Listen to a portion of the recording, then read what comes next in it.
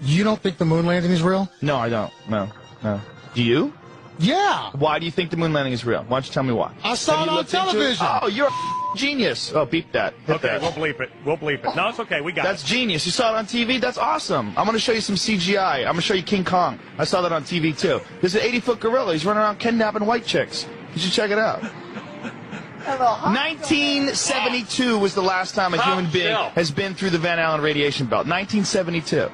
That's the last time. There's been only 7 trips ever that human beings have ever gone past 400 miles. Every single space station mission, every space shuttle, every satellite, all of those are inside the protective Van Allen radiation belts, which start at 1,000 miles. They go from 1,000 miles to, depending on who you ask, if you ask NASA, 24,000 miles. If you ask James Van Allen, the guy who discovered it, it's 67,000 miles of intense radiation that's in a gigantic donut band that covers around the Earth. Now, even if you got outside of that band, you have to deal with solar cycles. There's the apex of a 20-year solar cycle was between 1969 and 1972. All the time when these guys are making those missions. Any one of those guys out there in those tiny little aluminum shielded crafts would have been killed instantly during any solar flare. Why fake it? Thank you, Carl. Why not fake it? You should open with that. If you look at any of the footage online, it looks ridiculous. It looks stupid. If you look at the videos, it looks ridiculous and dumb. You know why? Because in 1969, nobody anticipated that we were going to have VCRs and the internet. We were going to be able to watch that. They wanted to win the Cold War. The Soviet Union's had over 10 firsts in space.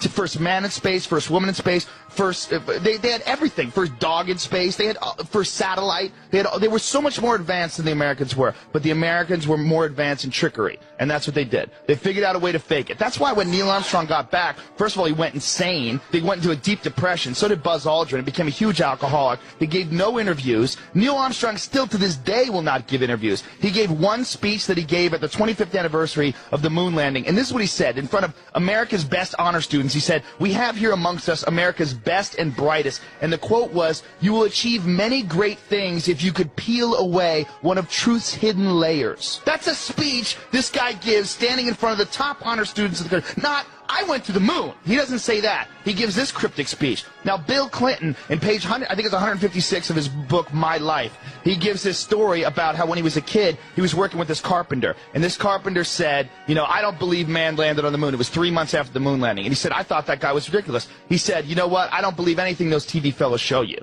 He said, "After 8 years in the White House, I thought maybe that guy was ahead of his time." Wow. This is in Bill Clinton's autobiography. Wow. This is in his book. There's no way people went on the moon. There's no way. By the way, it's impossible today. China wants to go back to the moon. They don't even have a clue how to do it. They're going to try to get there in 2020. America thinks we could possibly go back in 2017.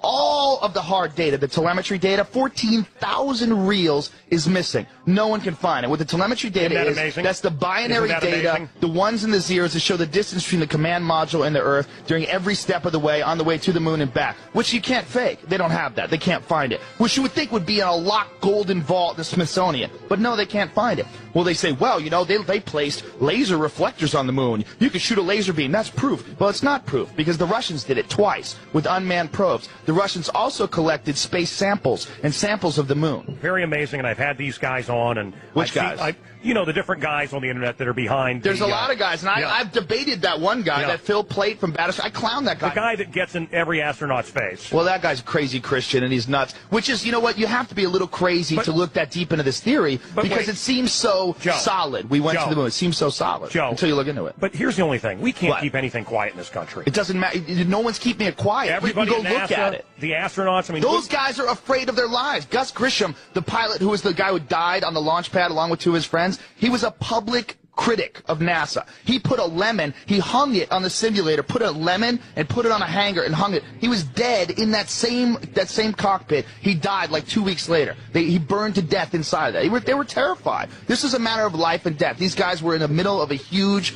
Cold War between Russia, and they wanted to show that America had technological superiority. The race to the moon landing, all that stuff is not about going to the moon and collecting things. It's about military superiority. It's about the ability to do things with military technology. All that stuff they use for NASA, all the stuff they use for the stealth bomber, the space shuttle, all those missions, it's not for philanthropy missions. That's to fuel the military-industrial complex. The machine behind this is all the military. And getting to the moon first is making a statement that we have military technological superiority over Russia, and that's what they did.